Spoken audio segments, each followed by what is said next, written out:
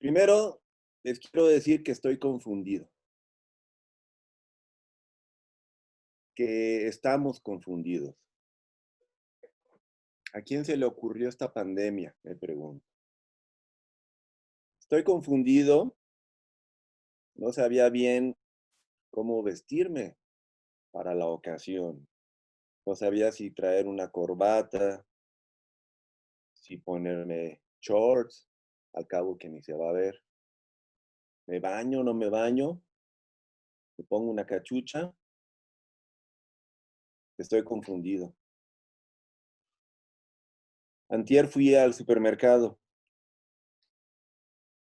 Antes de bajarme del coche, ya en el estacionamiento, me pregunté, ¿debo ponerme gel desinfectante? Porque apenas voy a entrar. Entonces dije, bueno, pues no está de más ponérmelo. Me lo pongo, pero luego me digo, pero creo que daña la piel el uso excesivo del gel. Entonces dije, mejor no me lo pongo. Entro al supermercado, me toma la temperatura, me ponen más gel. Bueno, el gel que no me puse, me dieron doble dosis. Habían desinfectado los carritos. Y ya dentro del supermercado estoy escogiendo mis artículos para llevar a casa y entonces no sé si debo manipular los objetos o cómo manipularlos, porque digo, a lo mejor ahí está el bicho, ahí está el virus. Llego a la sección de las calabacitas y las empiezo a tocar para saber cómo están. Y entonces me digo, ¿cuánta gente ya las tocó antes? Entonces me digo, voy a tocar mejor las que están arriba, voy a agarrar de las de arriba. Pero ¿qué tal si otra gente ya pensó lo mismo? Entonces mejor toco las de abajo, las más cerquita. Estoy confundido, se dan cuenta. Después llego a la sección de la cerveza que no hay, y me conformo con mi refresco y pasa lo mismo. No sé si agarrar de los refrescos de adelante o de los de atrás. Total que logro salir del supermercado y llego al coche de nuevo y entonces saco mis llaves, me subo al coche y traigo mi botellita de gel y digo, esto sí definitivamente merece la pena. Me pongo mi gel, pero recuerdo que ya saqué las llaves antes de ponerme el gel y por lo tanto a lo mejor está el bicho en las llaves. Y no solo eso, sino que ya agarré el volante del coche. Entonces, ¿debo de poner gel en el volante también y en las llaves o no? Bueno, esto es solamente para ejemplificar una situación a manera de broma por la que creo que estamos pasando todos cotidianamente. Toda nuestra conducta y por lo tanto nuestra cognición se han visto alteradas dramáticamente en los últimos 3 meses.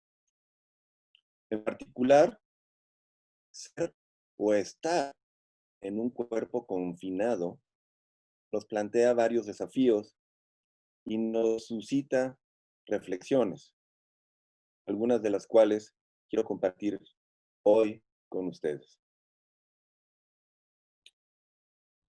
Bueno, lo primero que debemos constatar es que estamos confinados, la mayoría de nosotros por lo menos. Yo estoy confinado y me pregunto cómo es posible esto. Me digo a mí mismo, mi cuerpo está confinado, pero ¿yo también estoy confinado? ¿O acaso soy algo distinto de mi cuerpo?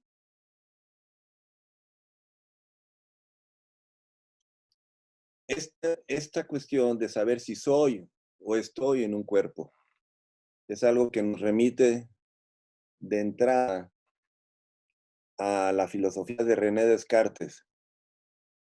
René Descartes, quien se considera el padre de la epistemología moderna y quien hizo una clara distinción entre cuerpo y mente. A él se le debe el dualismo ontológico, según el cual existen dos tipos de sustancia en el mundo: la sustancia extendida y la sustancia pensante. La mente, por supuesto, es parte de la sustancia pensante, es una instancia de sustancia pensante. Y el cuerpo es una instancia de la sustancia extendida. De manera que hay dos sustancias que agotan la, la realidad. Y por supuesto también está Dios, que se cuece aparte. Entonces, le planteaban a Descartes una pregunta que nos seguimos haciendo el día de hoy todavía. ¿Cómo es que interactúa la mente con el cuerpo? Si yo, Juan González, soy algo distinto del cuerpo de Juan González, entonces, ¿qué soy? ¿Qué es eso que va más allá del cuerpo? Y se nos dice, es la mente. En otros tiempos se hablaba de alma y el mismo Sócrates hizo una argumentación al respecto para hablar de la inmortalidad del alma. En el caso de Descartes, lo que tenemos es un problema de interacción entre el cuerpo y la mente. Entonces, ¿soy un cuerpo o estoy en un cuerpo? Si digo estoy en un cuerpo, quiere decir que hay algo que no es estrictamente el cuerpo, que está de alguna forma adentro de ese cuerpo. Quizás en el cerebro, quizás a lo largo y ancho de todo el cuerpo, pero también dirían muchos colegas científicos materialistas, en realidad es una ilusión, como el mismo David Hume lo creía. En realidad solo hay cuerpo y toda la realidad, como la conocemos físicamente, se agota en la sustancia extendida. Pues no estoy aquí para contestar esa pregunta ni para resolver ese problema, mucho menos, pero sí para decirles que si el cuerpo está confinado, independientemente si soy algo distinto de mi cuerpo, si mi cuerpo está confinado, si el cuerpo de Juan González está confinado, entonces yo estoy confinado, ¿sí? Pensemos en el caso de las prisiones. Cuando alguien comete un delito que amerita prisión, se le manda a prisión. Pero, ¿a quién castigamos? Pues al cuerpo, ¿no? Del criminal, del delincuente, porque es lo que encerramos en la prisión. Es el cuerpo el que está confinado. Alguien podría decir, bueno, pero su mente, la mente del prisionero, hace lo que quiera. Hace lo que quiere cuando a lo mejor imagina, sueña, fantasea, ¿no? Imagina. Entonces, de alguna forma es libre, alguien podría decir esto, ¿no? Pero el caso es que el cuerpo del prisionero debe permanecer ahí a lo largo de su condena. Y la ley, y en general la sociedad, no, no reacciona y no le importa si la mente del prisionero está paseándose, ¿no? Por la muralla china o está teniendo fantasías eróticas. No nos importa eso. Lo que nos importa es que su cuerpo esté encerrado como castigo, ¿no? Esto es lo que nos dice, grosso modo, la institución penal y la supuesta justicia de nuestro sistema. Por mi parte, me parece que si el cuerpo está encerrado, si el cuerpo está confinado, yo también estoy confinado. Es decir, puedo tener también fantasías y puedo tener muchas imaginaciones, mucha actividad mental, sueños y lo que ustedes quieran, pero yo me siento confinado, yo me siento encerrado, yo me siento prisionero si mi cuerpo está confinado. También sabemos que hay historias épicas de prisioneros, por ejemplo, pensemos en los campos de concentración, ¿sí? Cuya salvación física y mental dependió esencialmente del poder de su mente. Muy cierto. Se habla de la fuerza de voluntad, de la perseverancia, del tesón, de la atención sostenida y otros rasgos o capacidades mentales que han permitido a estas personas excepcionalmente sobrevivir. Y sí, efectivamente, la mente en ese sentido, como decimos, es muy poderosa, pero siempre en vistas de una libertad, siempre en vistas de un regreso a abrazar a tus familiares queridos, a la gente que quieres, a hacer lo que tú quieres, no para permanecer en esa prisión todo el tiempo. Entonces, aún reconociendo todo el poder que puede tener la mente, quiero insistir sobre el hecho de que si el cuerpo está confinado, entonces estamos confinados y no es un estado deseable ni sostenible a largo plazo. Esto me lleva al paradigma de la cognición corporizada dentro de las ciencias cognitivas. En las ciencias cognitivas reconocemos 3 o 4 momentos, históricamente hablando, pero también conceptualmente hablando, en donde la cognición y la mente se han conceptualizado de distintas formas. Se habla de un primer momento, del cognitivismo, del cómputo representacionalismo, según el cual la mente es un sistema de computación, es una máquina simbólica que nos permite calcular y desempeñarnos eficientemente en el mundo. Pero una vez que se vieron las limitaciones de ese paradigma, llegó otro paradigma que de hecho nació junto con el cognitivismo, pero no se le dio la importancia en su momento, y después surgió y se le llama conexionismo, en donde emulamos las conexiones cerebrales, el sistema nervioso, para entender cómo pensamos, la estructura y la función de la mente y la cognición. Pero también ese paradigma tuvo sus limitaciones en su momento y llegó el paradigma tercero, el tercer momento llamado enactivismo, que de alguna forma también se funde con el cuarto momento, que es el situativismo o la cognición situada, donde se le reconoce al cuerpo un papel fundamental, no solamente porque tiene una historia filogenética en tanto que miembro de una especie, sino también porque tiene un desarrollo ontogenético desde que nacimos hasta el día de hoy, en el cual también la cognición se va forjando. En este paradigma de la cognición corporizada, embodied cognition, como dicen, reconocemos que el cuerpo es fundamental para la cognición.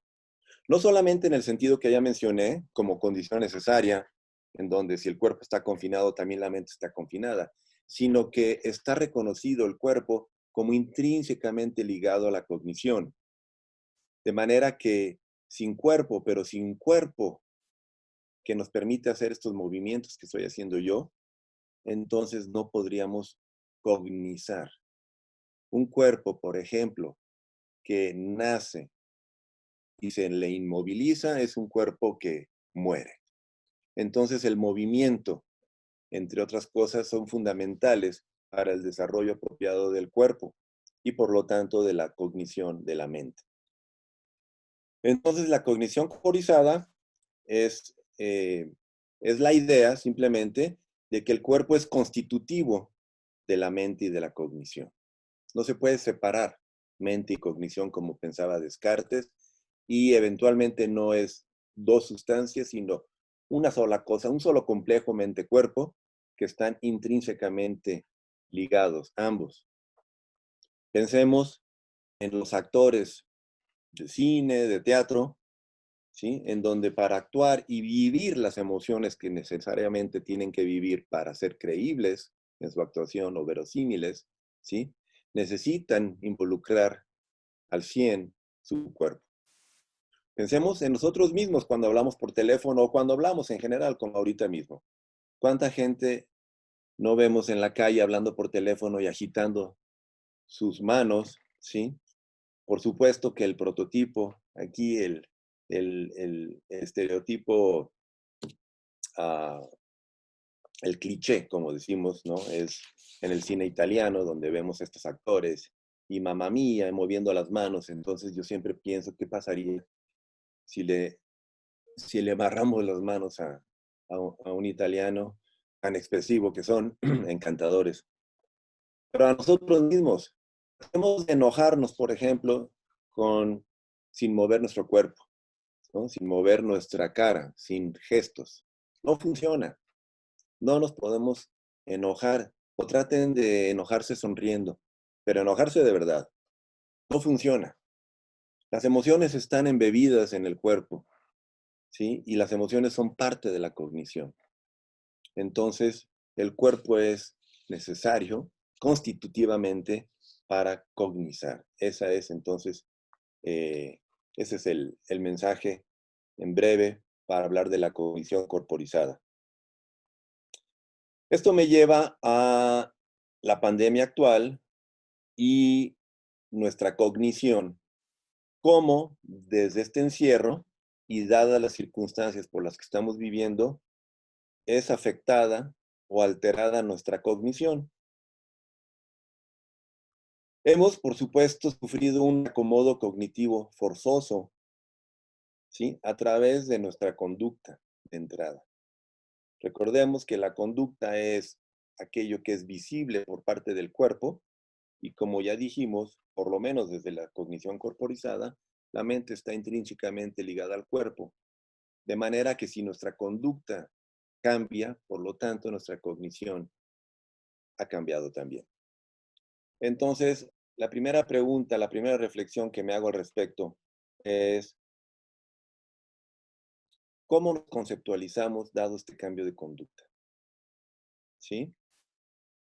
Por ejemplo, si quiero ir a ver a mis padres, ¿sí? Y yo me cuido, pero no soy estricto al 100%. ¿Por qué? Porque tengo que ir a la tienda, porque tengo que ver a algún trabajador o algún colega y tomo mis precauciones, pero sabemos que nadie puede tener la certidumbre al 100 de estar safe. Entonces, si yo quiero ir a ver a mis padres, es imposible no conceptualizarme como una amenaza para ellos, ¿sí? Ellos están cuidándose muy sabiamente y también sabemos que son población vulnerable. Entonces, cómo me puedo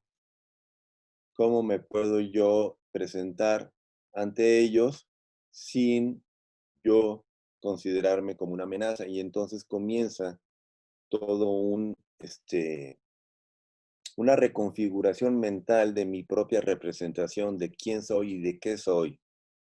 Pensemos en el caso de los médicos, enfermeros, el personal del sistema de salud, ¿no? Los podemos ver como héroes, ciertamente, ¿no? Por todo lo que han hecho arriesgando su vida, ¿no? Durante esta pandemia, como al mismo tiempo en algunos lugares se les ha visto como una amenaza a este personal de salud, lo cual es escandaloso e injusto, pero se ha dado, lo sabemos. Entonces, este cambio de conducta nos obliga también a reconceptualizarnos a nosotros, ¿sí? Y a representarnos de diferentes formas. Por mi parte, que la percepción es mi especialidad, yo trato de entender mi autopercepción, pero también mi percepción de los otros. Y es inevitable que veamos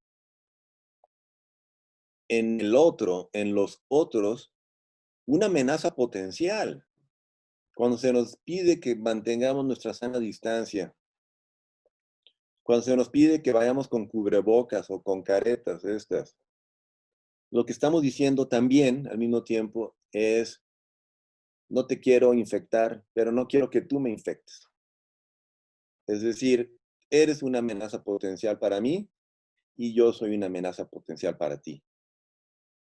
Pero démonos cuenta de las implicaciones que esto tiene, porque al mismo tiempo como seres sociales y gregarios que somos los seres humanos, también tenemos no solamente el deseo, sino la necesidad de acercarnos y de convivir muy cercanamente, ¿sí? De manera afectiva, de manera amistosa, de manera sexual, muchas maneras, también laboral. Eso nos obliga a acercarnos, pero al mismo tiempo que nos acercamos, y en la medida en que nos acercamos, también crece el peligro y el riesgo de contagio. Entonces tenemos dos líneas que se cruzan en donde uno es el riesgo que uno sufre según la cercanía, pero también el otro es la necesidad que tenemos de acercamiento. Y es paradójico, si no es que es esquizoide, que esa misma necesidad o deseo de acercamiento al mismo tiempo también nos presente con una amenaza o un riesgo del otro. Entonces, ¿cómo percibimos y cómo conceptualizamos al otro? Es de forma inevitable una representación de amenaza, de peligro, de riesgo. ¿Cómo lidiamos con eso? En ningún lado se nos está diciendo cómo lidiamos con eso. Sí se dice que podemos atender las crisis de depresión, de ansiedad, de pánico, y hay centros especializados para ello. Y qué bueno que los haya. Pero esto de lo que les estoy hablando es más sutil que eso. No es una crisis, eh, no es una crisis intensa, sino es algo que dura en el tiempo, de manera permanente, y siempre como si fuera un radar, ¿no? Viendo al otro como una posible amenaza. Yo no puedo salir ya a la calle, las raras veces que lo hago, sin pensar si me está hablando de frente la gente o pedirle que me hable de perfil o yo hablarle de perfil, ¿sí? Para que aquellos virus que expelemos conforme hablamos y respiramos no vayan en dirección mía o viceversa, en dirección del otro. Entonces, eso es, me parece muy importante tomar en cuenta cómo lidiamos con esta amenaza y al mismo tiempo con esta necesidad de acercamiento sin volvernos esquizofrénicos. En segundo lugar, sabemos que esto ha impactado, la pandemia ha impactado también el nivel social, el nivel de nuestras reuniones, de nuestros lugares de trabajo. Esto nos ha obligado a reconfigurarnos socialmente, ¿no? Por ejemplo, yo sé de fiestas que se han hecho virtualmente, de brindis que se hacen virtualmente, cada quien por su cuenta, ¿no? Por su lado. Eh, eh, pero, ¿verdad que no sabe igual un brindis en carne y hueso con la persona o las personas que uno quiere que hacerlo a través de la pantalla? Esto es algo que también nos debe dar a reflexionar, porque se ha dicho que gracias al Internet podemos estar conectados y podemos durante esta crisis funcionar. El home office, por ejemplo, ¿no? O homeschooling. Yo mismo he estado dando clases y tutorías a través de este medio. Pero quiero decirles, querida audiencia, que no es lo mismo. Y todos lo sabemos intuitivamente. Pero lo que les estoy diciendo aquí es que cognitivamente no es lo mismo. No podemos reemplazar este contacto del que yo hablaba a través o con una pantalla, ¿sí? Aunque tengamos sonido y aunque tengamos imagen, no es lo mismo, ¿sí? Hablaba Edmund Husserl del poder de la percepción en carne y hueso, ¿sí? Yo aquí tengo un objeto a mi lado y sé que verlo significa poderlo tomar. Y como seres perceptivos estamos hechos para actuar e interactuar con nuestro entorno. De manera que cuando yo veo este objeto, un vaso, significa también que hay una posibilidad de interacción con él en términos corporales. Eso no lo tenemos a través de la virtualidad. Y si hablamos de la educación, igual, ¿sí? El proceso de enseñanza-aprendizaje a través de una pantalla no es igual, no es lo mismo, y entonces nuestras autoridades de la SEP, nuestras autoridades educativas, tienen que saber que para los niños y para la gente en general, incluyendo los profesores que estamos de este otro lado, no es lo mismo y tenemos que considerar nuestro regreso próximo a actividades escolares y laborales, ¿sí? En términos del costo, si no es que estragos, que también tiene la virtualización de la convivencia social y de los procesos educativos y sociales en general, ¿sí? Eso también es algo que hay que meter en la ecuación porque no es anodino, no es trivial, hay que considerarlo. Por supuesto que también aquí está la economía de por medio. Muchas empresas están ahorrándose, por supuesto, costos fijos, porque ahora muchas cosas se pueden hacer desde casa. Pero todos sabemos que hacer cosas desde casa también representa un costo y un costo a veces muy alto por tener, empezando por tus hijos por aquí, o por tener interferencias que normalmente uno no tiene en el lugar laboral. Todas estas cuestiones se tienen que considerar y repito, también la parte económica, porque la parte económica, sabemos, también dicta mucho de cómo se hacen las cosas. Esto me lleva a mi último punto, que es el COVID, la pandemia y la ecología. Y creo que tenemos una oportunidad, ahí sí, de oro, para replantearnos la manera en cómo estamos viviendo, ¿sí?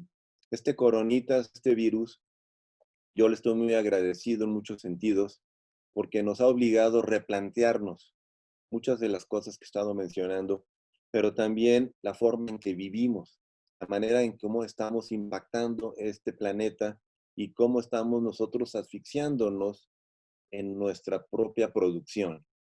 Me gustó mucho un meme que recibí hace poco que decía que la economía del mundo se está derrumbando porque estamos consumiendo solo aquello que necesitamos. Entonces, me parece que es una gran frase. Tenemos que replantearnos cuál es nuestro impacto en este mundo, qué es lo que venimos haciendo generaciones atrás y cómo este confinamiento nos está dando la oportunidad de ver el impacto que tenemos, porque sabemos que hemos tenido calles viables, hemos tenido cielos limpios, hemos tenido animales que florecen y también flora. Entonces, preguntémonos muy seriamente si queremos volver a esta nueva normalidad. Por lo menos en el caso de muchos jóvenes con los que he hablado, la respuesta es claramente no. Y yo los felicito y quiero hacer una invitación en particular a los jóvenes para decirles, aprovechemos esta oportunidad para hacer todas las reflexiones que queramos, sí, pero también para actuar y para actuar de manera muy puntual, muy enfocada, para cambiar nuestra conducta. Y al cambiar nuestra conducta, cambiaremos nuestra cognición a través de este cuerpo que somos y o en el que estamos. Entonces, cambios urgentes, podemos ver las formas nativas, ancestrales de vida, el trabajar la tierra, el cuidar nuestra propia producción alimentaria, el reunirnos en grupos pequeños, pero muy significativos, solidarios, el reconectar, digamos, con lo que hemos olvidado. Y eso que hemos olvidado es, pienso, lo que nos puede sacar adelante como sociedad, sí, estando muy consciente de los cambios cognitivos y la conducta que lo acompañan, pero también los lazos sociales que tenemos y que le dan sentido a nuestra existencia y también el gusto por vivir. Entonces, esto es una invitación general para que aprovechemos estos momentos de pandemia. No sabemos cuánto puede durar, quizás va para largo, pero aprovechemos realmente para no volver y simplemente hacer las cosas como estaban. Estamos ahogándonos, estamos asfixiándonos urgen cambios concretos, el cambio climático es un hecho, y el deterioro ecológico, pero también psicológico y social, también son hechos. Entonces, gracias, Coronitas, por darnos la oportunidad del cambio. Gracias a las formas nativas de vida que nos pueden mostrar de manera significativa un camino olvidado por nosotros. Y en general, una invitación para que fiestemos con más gusto después de tanto aislamiento y confinamiento cuando nos volvamos a ver. Espero en un mejor mundo, en un mejor mañana. Sepámoslo aprovechar. Muchas gracias a todos. Buen día. Muchas gracias, doctor González. Muy interesante su plática. Y ahora vamos a pasar a preguntas. Tenemos una de Laura Martínez. Dice, muy interesante. ¿Qué opinas sobre el escepticismo de la población mexicana al respecto y cómo eso impacta en los que sí creemos? El escepticismo. Estamos en una era sumergidos en un mar de información. El problema ya no es la falta de información, el problema es el filtrado de esa información. Cuando hablamos de escepticismo sobre esta pandemia, yo creo que en buena parte es ignorancia, más que escepticismo. Pero por otro lado, también es falta de datos o un filtrado de datos relevantes que están ahogados en un mar de otros datos erróneos o parcialmente verdaderos. Yo creo que nuestra labor como, como académicos, pero también como sociedad en general, es ser muy críticos respecto a la información que recibimos y que transmitimos. Se nos dice que México, por ejemplo, está todavía en una curva ascendente de contagio.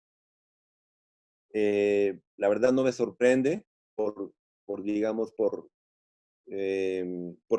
a pesar de que se han hecho esfuerzos de publicidad, de difusión, también somos un pueblo muy rebelde y pienso, y también con poca educación, esa es la verdad.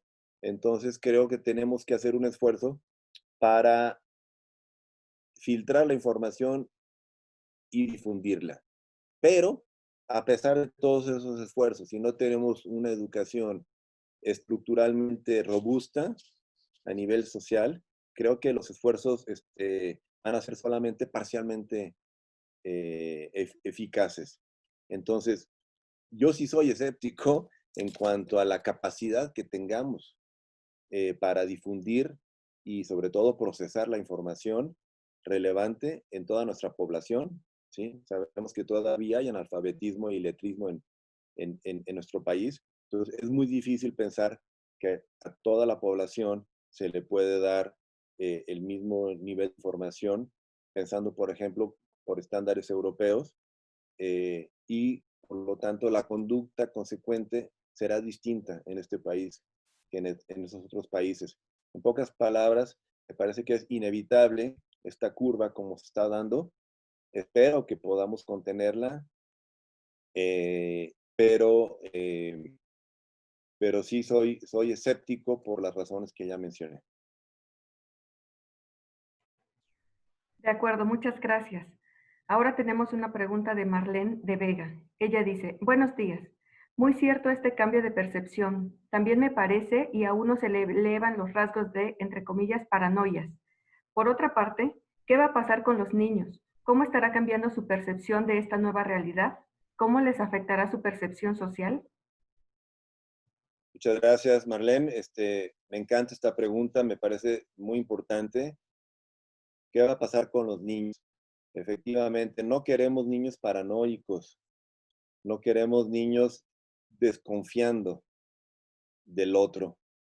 Eh, Un niño, además, en particular, es muy importante el afecto, la expresión del afecto por parte de su entorno y incluyendo el afecto físico, los abrazos, los apapachos, los reconocimientos.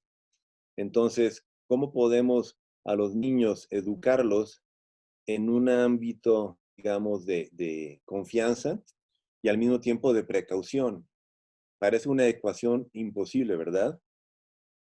Yo supe de unos amigos que a sus hijos pequeñitos no les han ni siquiera dicho al respecto, un poquito como la película italiana esta de la vida es bella, aunque en otras circunstancias muy distintas, pero de alguna forma se le dibuja se le pinta un panorama, digamos, irreal para que no se preocupe.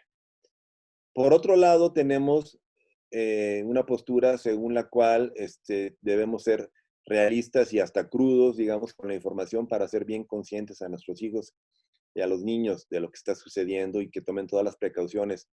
Yo no creo que los dos extremos sean buenos, sean deseables. Como decía Aristóteles, tenemos que buscar el camino de en medio.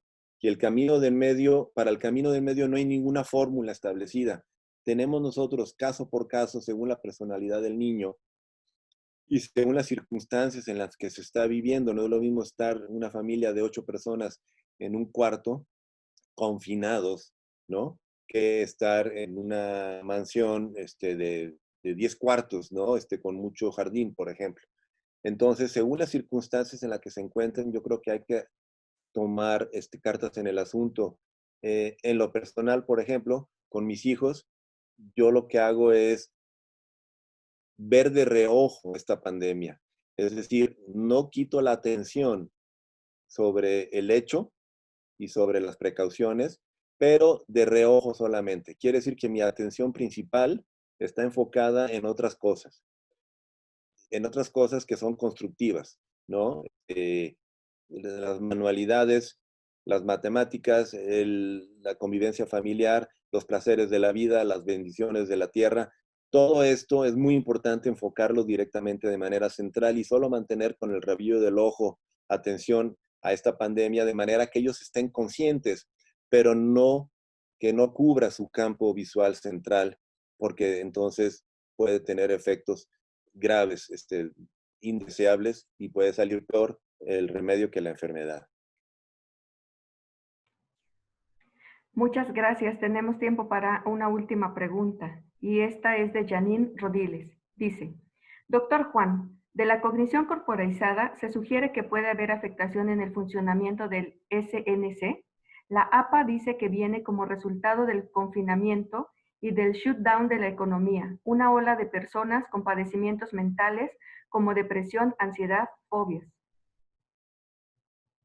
A ver, la pregunta es si puede haber afectación en el funcionamiento del sistema nervioso central Sí, y que la Asociación Psicológica Americana dice que viene como resultado del confinamiento y del shutdown de la economía.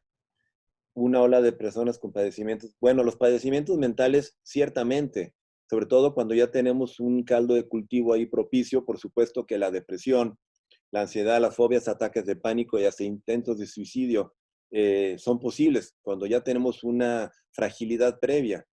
Pero aún sin esa fragilidad, y creo que esto lo hemos experimentado todos, de repente decimos, ya, por favor, es decir, se nos pueden tocar ciertos límites y en ese sentido nos sentimos muy vulnerables. Esto a nivel mental, por supuesto, psicológico. Sin embargo, cuando se habla del funcionamiento del sistema nervioso central, yo no creo que en 3 meses que llevamos, por ejemplo, de confinamiento, haya el suficiente tiempo como para tener cambios estructurales en el sistema nervioso. Ciertamente el sistema nervioso es plástico, se puede reacomodar y reconfigurar, pero en general, a nivel nervioso, se requiere de mucho tiempo para estas reconfiguraciones que afecten físicamente el sistema nervioso. Sin embargo, sí podemos hablar ciertamente de una plasticidad sensorial, en donde tenemos efectos prácticamente inmediatos de reconfiguraciones, pero de orden más bien cognitivo, en donde definitivamente, como traté de mostrarlo en mi charla, ya tenemos esos cambios. Cuando vemos en el otro una posible amenaza, nuestra misma percepción ya ha sido reconfigurada. La pregunta es ahora cómo vamos a recobrar esa confianza sobre todo cuando se nos dice que este virus puede quedarse flotando por ahí en la naturaleza durante meses o quizás años. ¿Cómo lo vamos a integrar a largo plazo? Son grandes preguntas y por eso trataba yo de decir que hay que estar primeramente a cargo de su propia cognición y enseguida hablar de manera responsable y solidaria de nuestra relación con el entorno y, por supuesto, incluyendo a nuestros congéneres.